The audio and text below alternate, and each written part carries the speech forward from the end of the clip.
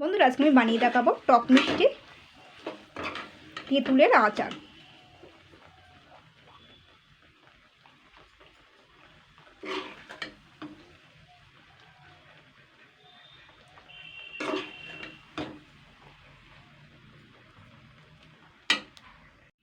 নমস্কার বন্ধুরা, আমি Priyanka, welcome back to my channel. বন্ধুরা আজকে আমি বানিয়ে দেখাবো টক মিষ্টি তেঁতুলের আচার।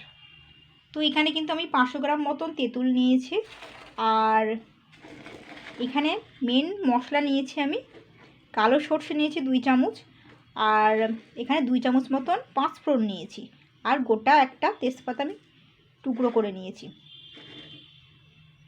তো দেখুন এখানে আমি একটা কড়াই বসিয়ে দিয়েছি, কড়াইটা কিন্তু মিডিয়াম গরম হয়ে গেছে। এবার আমি 2 চামচ যে কালো সর্ষে আর 5 ফোড়ন আর তেজপাতা রেখেছিলাম সেটা আমি কিন্তু হালকা একটু নাড়াচাড়া করে নেব, করে এবার আমি এটাকে গুঁড়ো করে নেবো শিলে ফেলে। আপনারা মিক্সিতেও গুঁড়ো করতে পারেন,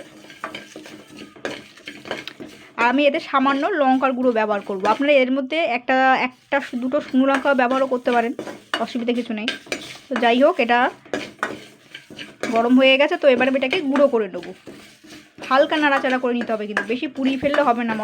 মশলা বেশি পুড়ে গেলে কিন্তু খেতে ভালো লাগবে না। তো বন্ধুরা আমি যে তেঁতুলগুলো দেখিয়েছিলাম সেই তেঁতুলগুলো কিন্তু এবার আমি ছাড়িয়ে নেবো সুন্দর করে। এই ডাঁটিগুলো কিন্তু ছাড়িয়ে ফেলে দিতে হবে, বা যদি রেখে দিতে পারেন রেখে দেবেন। ঠাকুরের থালা বাসন মাজতে পারবেন, কারণ এর গায়ে কিন্তু অনেকটা তেঁতুল লেগে থাকে। তো আমি সমস্ত তেঁতুলগুলো এইভাবে ছাড়িয়ে নেবো।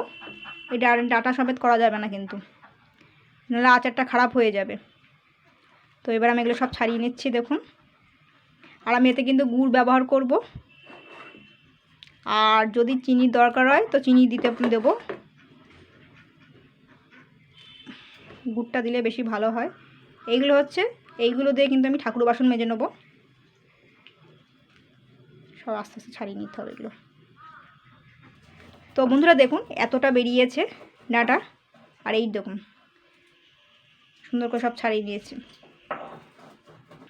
তো বন্ধুরা দেখুন আমি কিন্তু একটু চিনি নিয়ে নিয়েছি, আর গুঁড়ো নিয়ে নিয়েছি। গুড় কিন্তু 400 আছে, আর এখানে 200 গ্রাম মতন চিনি আছে।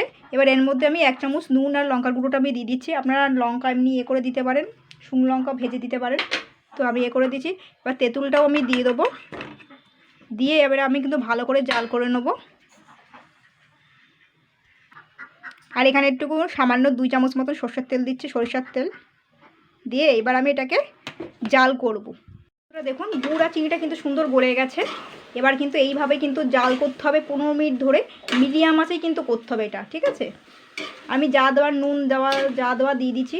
এর থেকে বেশি মিষ্টি হলে ভালো লাগবে না, একটু টক টক, একটু মিষ্টি মিষ্টি, আর সামান্য একটু ঝাল ঝাল লাগবে জিভে পড়লে। তো এইভাবেই জাল করতে হবে কিন্তু 15 মিনিট ধরে।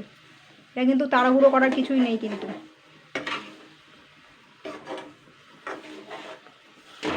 এইভাবেই জাল করতে হবে। তো বন্ধুরা দেখুন এ কিন্তু কালার ধরে এসছে। তো এটা কিন্তু আমি 15 মিনিট ধরে ভালো করে জাল করে নিয়েছি। এবার যে ভেজে রাখা মশলাটার কথা বলেছিলাম, তো সেটা আমি সুন্দর দিয়ে দেবো। এবার আমি এটাকে দিয়ে আমি 1 মিনিট 2 মিনিট নাড়াচাড়া করে সঙ্গে সঙ্গে কিন্তু আমি গ্যাসটা কিন্তু বন্ধ করে দেবো।